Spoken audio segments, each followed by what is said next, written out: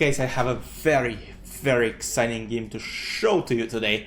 But first, you see some weird symbols on your screen right now. You have some sun sign, you have 3 days in move, and you're asking, why is your rating only 1703? And let me explain you real quick. So chess.com has a feature, like a game format, where you can challenge anyone. Basically, let's say to 1 day a move, to 3 day a move, 5 days a move, 7 days a move.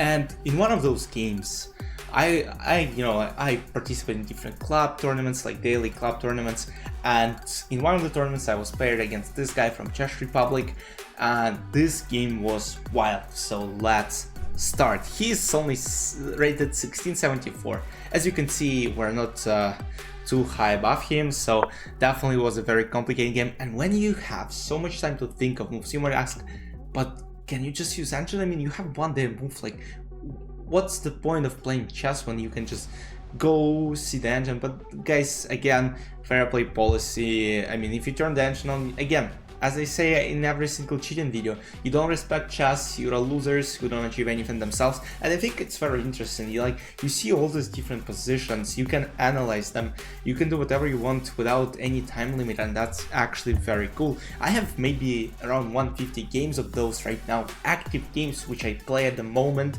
So you can challenge me as well if you want to play me, because sometimes off stream I'm not able to play you all, so this is another way to, play against me.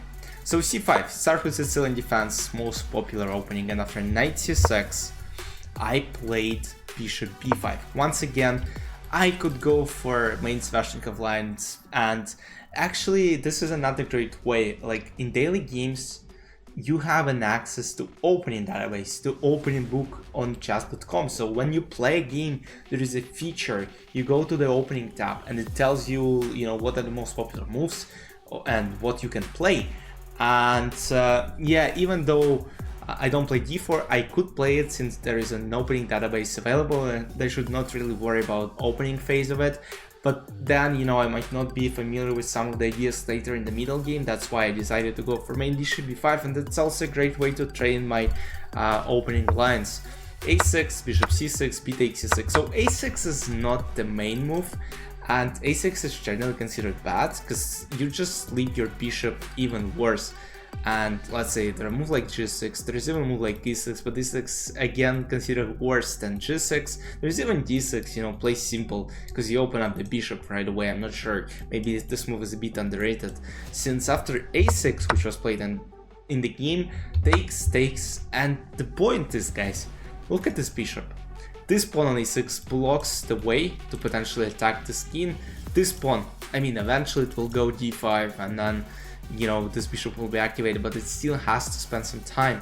So castle, he plays d5, and now I play simple d3. You might ask, oh, but he can go to the simple endgame. Yes, guys, you are correct, but generally this endgame is considered bad due to a very bad structures. Some of the plans for white here is of course to play against c5, like knight c3, bishop e3, then knight a4, and potentially knight d2 and reroute it this way, or knight d2, knight c4 still good, and try to jump to b6. So white have full control in this endgame, so he plays e6, and e6 to me is a bad move. Even though computer thinks it's bad, I don't think it is, since this bishop is now in a huge trouble. And I play queen e2, and after knight f6 I play c4.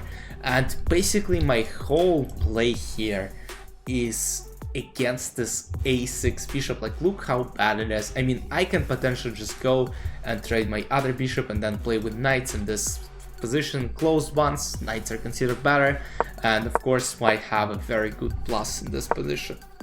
Knight c3, a5. Now bishop is trying to go this way and trying to be activated. I mean, I'm not worried too much. Position is close. Rook d1, bishop a6. Honestly, during the game I felt like I gotta do something, and I don't have any resources to come up with any ideas, so at some point you will see some absolute madness. Knight a4.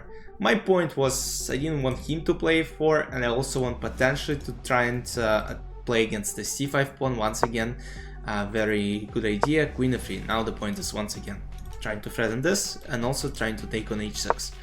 Rook d8, h4. So now the point is, guys, I can't play h4 here, even though I really wanted to, because bishop h4 he captures the pawn.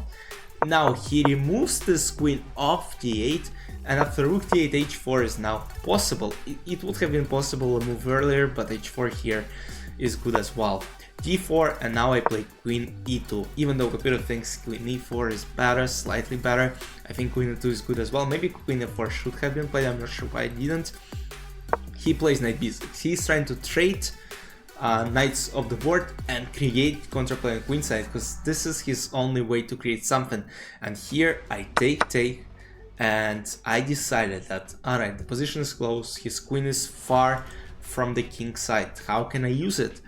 And you see a move on the screen, so maybe in the future games I'll remove this section, since what would you play in this position? Like, the position is closed, and you know, sitting around here just waiting for your turn, I mean, it's kind of boring, you know. So I decided to play g4, which is excellent move. Computer says knight d2, knight d4 is best, but g4 I thought like, okay, I play g5, I potentially sacrifice on g6, go bishop g5, and there are just huge holes on the king side for black pieces. He plays a4, and it's correct, since now he has to create some counterplay on queen side. I'm trying to create attack on king side, he's trying to create attack on queen side, so you know, we're just punching each other, but whose attack will be successful? g5, plays g5. You know, I actually didn't expect this to be played. I expected h5, since you know, it's kind of better, since you don't allow any, you know, trade exchanges.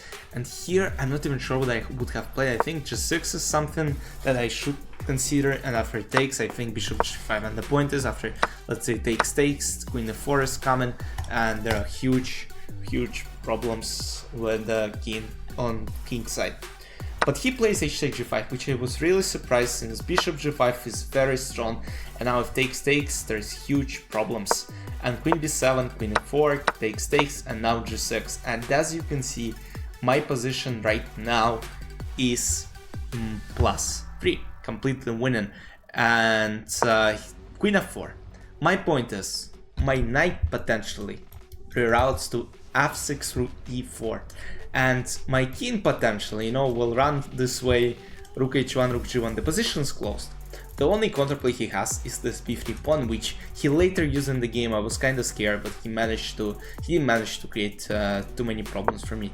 Queen e7, knight e4, king g7, knight f6, rook h8. So now the point is, yeah, he did kind of create some, you know, counterplay, you know, rook h8, and if I go for some sort of h5, which I'll later do, there's still like some ideas for black as well.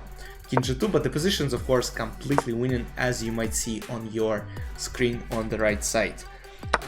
Takes, queen b7, I played h5. My point was, if I open up this king, I should be able to win this one.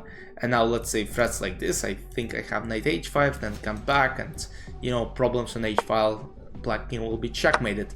Takes, rook g6, and now of course the only move I have, of course I don't want to play knight g4, since you know, it's very unnecessary pin. King f1 loses the rook due to rook h1. I have to play king f3. Let's say what happens after knight g4. Apparently queen b3, even though computer still thinks the position is winning, you know, you don't, I mean, it's kind of unpleasant against this pin, so I was like, king f3, you know, going for attack, trying to be active. He plays queen b3, and after, you know, and here I played another wild move, which is absolutely, you will understand why I turned off the engine, because, oh, but you see it on the screen once again, I messed up. But yeah, the point is, computer thinks knight 8 here is actually a winning combination, which it is, but I forgot about it. I completely missed it, and I played king e4. And point is, once my king is on e4, he plays queen c2. His idea is to play queen e2, and here I delivered. Look, I was so scared of queen e2, and I didn't even see it at first, but then the more I thought, like, alright, there's gotta be something, I started looking for it, like there's some tactic, right? And the moment I stuck upon knight e8 move, I was like, alright, I gotta calculate it. And then I calculated all the lines, and it turns out that knight e8 is simply a winning move which was played on the board. So after rook e8, which was played on the game, I basically knew rook h7, queen f7, rook h1 is coming. My main thing was king g8 and what happens after king g8, but then I had to calculate, and I calculated rook h8, king h8, rook h1, king g8, knight f6. After rook f6, which is the main sacrifice, I mean, queen f6 now loses due to queen f2, and I don't have any win, I'm actually losing according to computer. I have to play queen g5, and the point is, after rook g6, queen d8, king g7, queen h8 is a checkmate. And if, let's say, king f8, rook h8, king f7, queen f6, king d7, queen d8, checkmate. So kind of wild mating attack, but it fortunately works. And again, if king f8, just rook h8, king g7, rook g8, king f7, rook e8, checkmate. So I'm kind of lucky it all works out here, and he doesn't even have any defense. But he played another move which was best according to computer's king f8, but of course here I can just simply go this way, this, and queen d2 just simply come back. Computer says rook g4, but of course I'm up a rook. I mean, what might happen, what bad might happen. But of course he wanted to check what I had after rook e8, and of course rook h7, another brilliant sacrifice. After king h7, queen f7, king h6 this, king g5, queen f4 is a checkmate. I mean, wild game. Let's check the accuracy real quick. 93.0 for white, 79.2 for black. Played like 2200 performance with 2 brilliant moves, 2 great moves, 13 best, 7 excellent, no blunders, no misses, no mistakes. Yeah, honestly, like that's a great game to build analysis on. Yeah, 98 sacrifice is just something unbelievable. I hope I have more of these games to show to you as I'm playing more daily games. I hope more, crazy stuff is going to happen. But yeah, send me daily game challenges on chess.com. I will be very happy to play you all. See you soon. Hope you enjoyed this game because I think it's very beautiful and educational. Bye bye.